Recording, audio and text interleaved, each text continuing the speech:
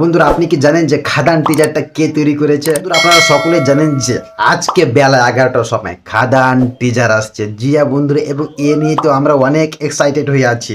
আপনারা কি জানেন যে দেবদার খাদান মুভির টিজারটা কে এডিটিং করেছে?